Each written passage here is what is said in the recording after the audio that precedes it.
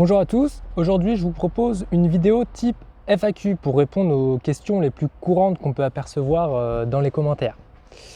La première question, bonjour, faut-il chauffer l'eau avant ou la machine chauffe l'eau? Donc la réponse est simple, la machine chauffe l'eau. Vous pouvez apporter de l'eau chaude, mais vous pouvez aussi mettre de l'eau froide, il n'y a aucun souci, elle chauffe l'eau. Deuxième commentaire, faut-il vraiment 3 minutes pour faire un café? Là, je répondrai que ça dépend en partie de vous. En ce qui concerne la machine, oui, il faut à peu près 3 minutes 30 pour chauffer les 50 ml d'eau nécessaires à un espresso. En autre commentaire type, nous avons « Bonjour, combien de café peut-on faire avec une seule charge de batterie ?» Eh bien, là encore une fois, je dirais que ça dépend aussi de vous et des conditions extérieures. J'entends par là que si vous remplissez votre machine à ras-bord, vous mettez 60-70 ml et qu'il fait 0, moins 5 degrés, là vous allez mettre plus de temps que s'il fait 20 degrés. Donc nous on communique sur un minimum de 3 espressos en conditions standards, c'est-à-dire à 20 degrés.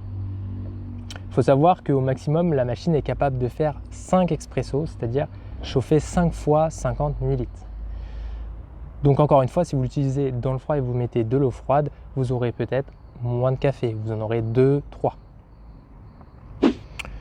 Peut-on faire des cafés longs? Merci. Eh bien avec cette machine, c'est pas possible de faire des cafés longs, on est vraiment sur un format espresso, c'est-à-dire au maximum 60 ml. Autre commentaire.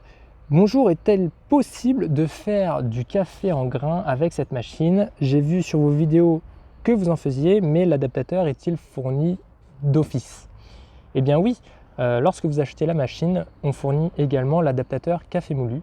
Donc vous pouvez moudre votre grain et vous faire un espresso avec votre café moulu. Commentaire suivant.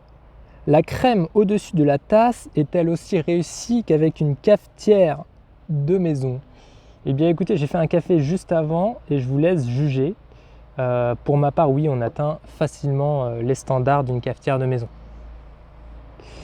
Commentaire suivant. En cas de batterie déchargée, marche-t-elle directement sur la prise de la voiture 12 volts? Donc cette machine se recharge en USB-C et vous pouvez en effet la recharger via l'USB de votre voiture ou de votre PC portable ou de l'adaptateur secteur fourni avec. Mais non, vous ne pouvez pas utiliser la machine pendant qu'elle recharge, tout simplement parce que pour chauffer de l'eau, ça demande beaucoup plus de puissance que ne peut délivrer un port de voiture ou de PC portable. Commentaire suivant. Quelle est la durée de vie de la batterie? Est-elle facilement remplaçable? Donc le pack batterie qui constitue cette machine a une durée de vie d'au minimum 300 cycles, donc 300 charges-décharges complètes avant de perdre seulement 20% de son autonomie. Un cycle de charge complète, on a dit que c'était minimum 3 cafés, donc vous avez au minimum 900 000 cafés avant de perdre simplement 20% d'autonomie. Quand bien même vous arrivez au bout, il n'y a aucun souci, elle est disponible en after sales sur notre site. Un autre commentaire. Bonjour, après avoir chargé ma batterie toute la nuit, j'appuie sur le bouton mais la machine ne chauffe pas. Alors il faut faire bien attention à lire la notice. Car en fait, si vous faites un simple appui, vous obtiendrez simplement l'état de charge de votre batterie. Pour lancer une chauffe, il faut appuyer 2 fois de suite, un double clic comme sur une souris.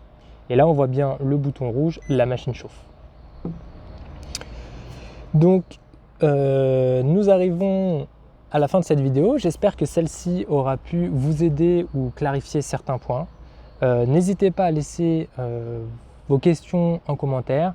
Sur ce, je vous dis à la prochaine.